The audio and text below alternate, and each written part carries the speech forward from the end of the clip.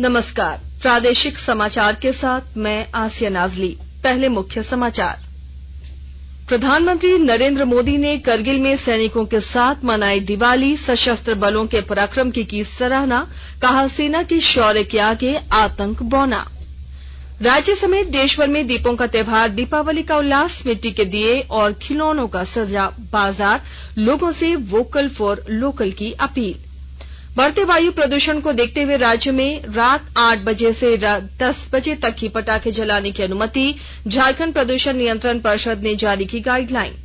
और राष्ट्रव्यापी कोविड रोधी टीकाकरण अभियान, देश में अब तक 219 करोड़ 56 लाख से अधिक टीके लगाए गए। अब समाचार विस्तार से।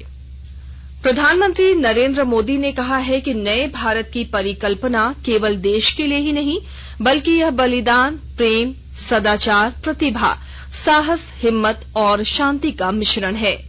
दीपावली पर करगिल में सशस्त्र बलों के साथ बातचीत करते हुए श्री मोदी ने कहा कि विश्व भर में कई सभ्यताएं विकसित हुई हैं और उनका अंत भी हुआ है, लेकिन भारतीय सभ्यता हर समय चुनौतियों के बाद हमेशा पुनर्जीवित हुई है।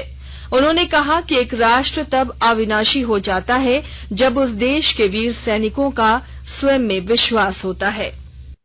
हमारा वो भारत केवल एक भौगोलिक भूखंड मात्र नहीं है।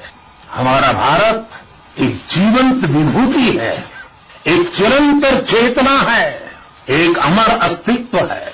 जब हम भारत कहते हैं तो सामने शाश्वत संस्कृति का चित्र उभर आता है। जब हम भारत कहते हैं तो सामने वीरता की विरासत उठ खड़ी होती है। जब हम भारत कहते हैं तो सामने पराक्रम की परिपाटी प्रखर हो उठती है। एक ऐसी अजस्त्र धारा है जो एक और गगनचुंबी हिमालय से प्रस्फुटित होती है, तो दूसरी ओर हिंद महासागर में समाहित होती है। अतीत में असीम लपटें उठी, विश्व की कितनी ही लहलहाती सभ्यताएं रेगिस्तान से वीरान हो गई, लेकिन भारत के अस्तित्व की ये सांस्कृतिक धारा आज भी अविरल है, अमर है। और मेरे जवानों, एक राष्ट्र कब अमर होता है? जब उसकी संतानों को, उसके वीर बेटे बेटियों को अपने सामर्थ्य पर, अपने संसाधनों पर परम विश्वास होता है। पहाड़ों की ऊंचाइयों पर बैठा दुश्मन भी भारतीय सेना के गगनचुंबी साहस और शौर्य के आगे कैसे बोना बन जाता है। उन्होंने कहा कि वे करगिल की विजय भूमि से विश्व और देशवासियों को दीपावली की शुभकामनाएं दे रहे हैं। प्रधानमंत्री ने कहा कि दिवाली आतंक के अंत का त्योहार है और करगिल ने इसे संभव बनाया है।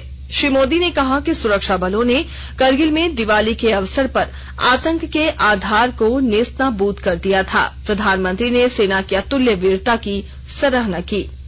आज कारगिल की इस विजय भूमि से, अब सब जवानों के बीच से मैं सभी देशवासियों को और पूरे विश्व को दीपावली की हार्दिक बधाई देता हूं। पाकिस्तान के साथ एक भी लड़ाई ऐसी नहीं हुई है जहां कारगिल ने विजय ध्वज न फहराया। आज के वैश्विक परिदृश्य में प्रकाश का ये पर्व पूरे विश्व के लिए शांति का पथ प्रदर्शन करे, ये भारत की कामना है। साथियों, दिवाली का अर्थ है आतंक के अंत के साथ उत्सव, आतंक के अंत का उत्सव। यही कारगिल ने भी किया था। कारगिल में हमारी सेना ने आतंक के फन को कुचला था और देश में जीत की ऐसी दिवाली मनी थी, ऐसी दिवाली मनी थी कि लोग आज भी याद करते।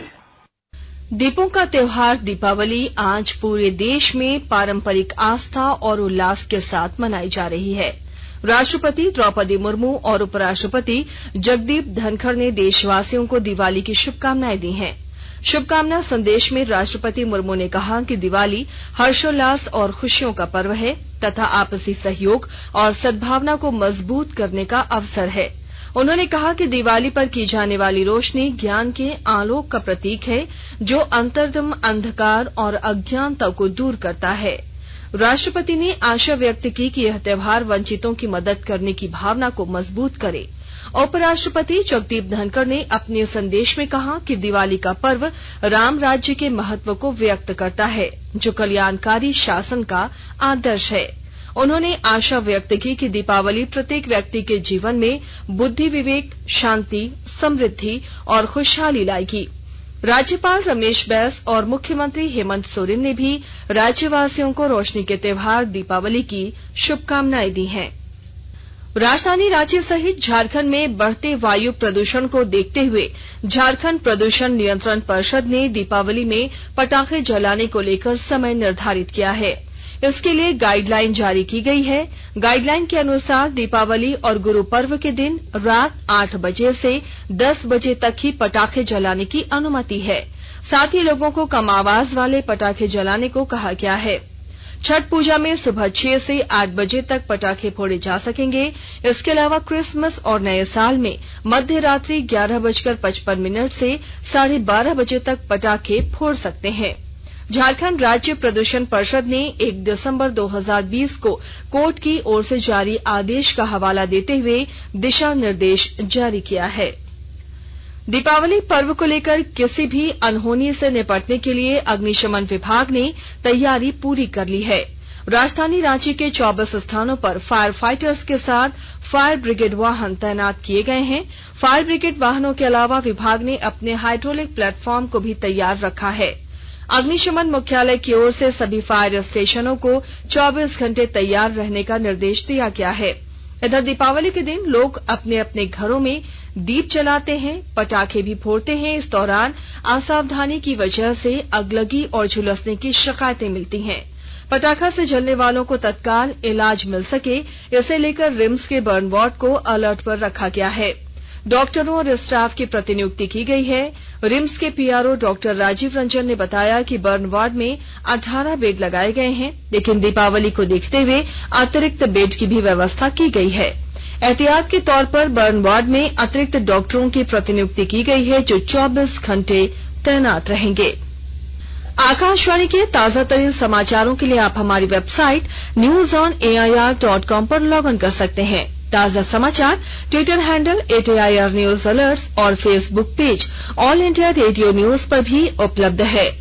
आप प्रादेशिक समाचार एकांश के ट्विटर हैंडल @AIR न्यूज _ और फेसबुक, इंस्टाग्राम पेज तथा YouTube channel AIR news Ranchi पर भी हमारे बुलेटिन सुन सकते हैं। प्रादेशिक समाचार आप आकाशवाणी रांची से सुन रहे हैं और अब पेश है कोरोना से बचाव के कुछ संदेश। कोविड-19 से बचाव और सुरक्षित रहने के 3 उपाय। मास्क लगाएं, 2 गज दूरी है जरूरी, सुरक्षित दूरी रखें, हाथ और मुंह साफ रखें।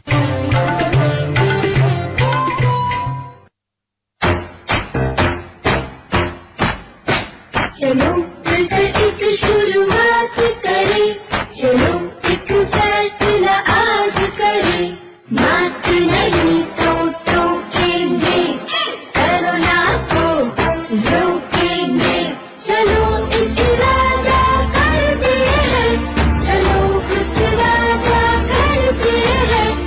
मास्क नहीं तो टोकेंगे, कोरोना को रोकेंगे। भारत सरकार द्वारा जनहित में जारी। प्रादेशिक समाचार में आपका एक बार फिर से स्वागत है।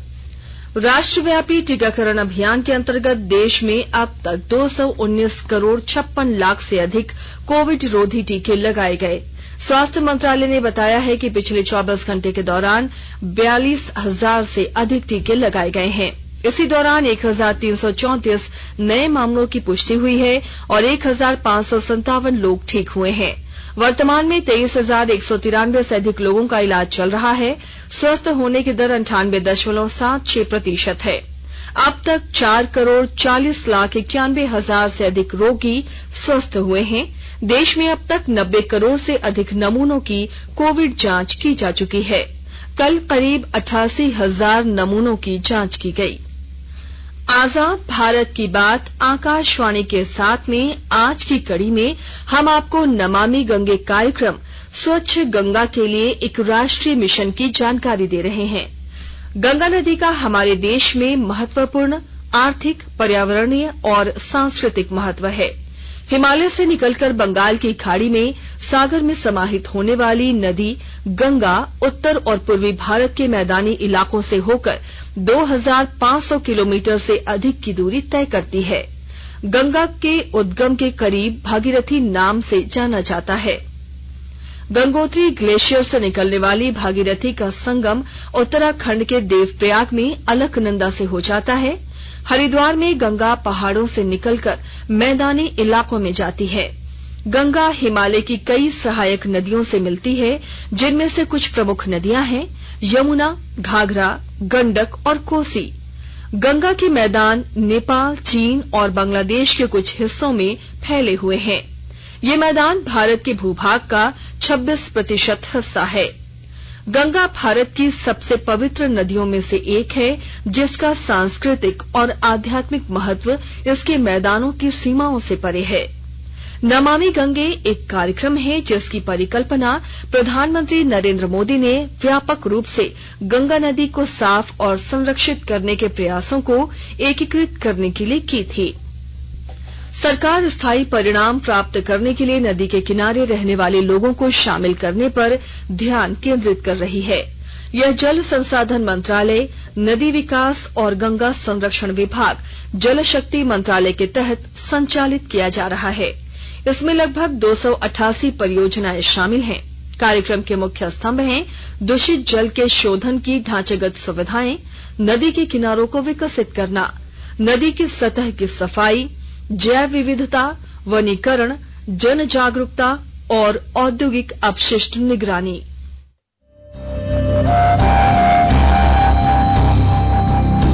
आजाद भारत की बात आकाशवाणी के साथ स्वतंत्रता के 75 वर्ष का उत्सव, जीवंत यात्रा की स्मृतियां, स्वतंत्र भारत की उपलब्धियां और कुछ रोमांचक पल। तो आप भी जुड़िए और सुनना न भूलें 15 अगस्त से प्रतिदिन हमारे FM गोल्ड 100.1 और दूसरे चैनलों पर आजाद भारत की बात आकाशवाणी के साथ।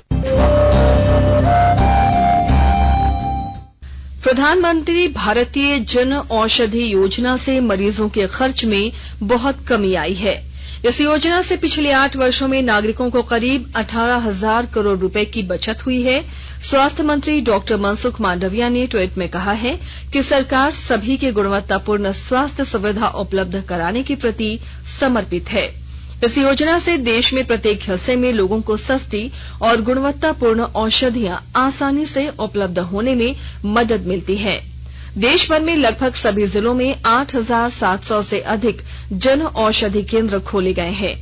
सरकार ने मार्च 2025 तक प्रधानमंत्री भारतीय जन औषधि केंद्रों की संख्या 10,000 तक बढ़ाने का लक्ष्य रखा है।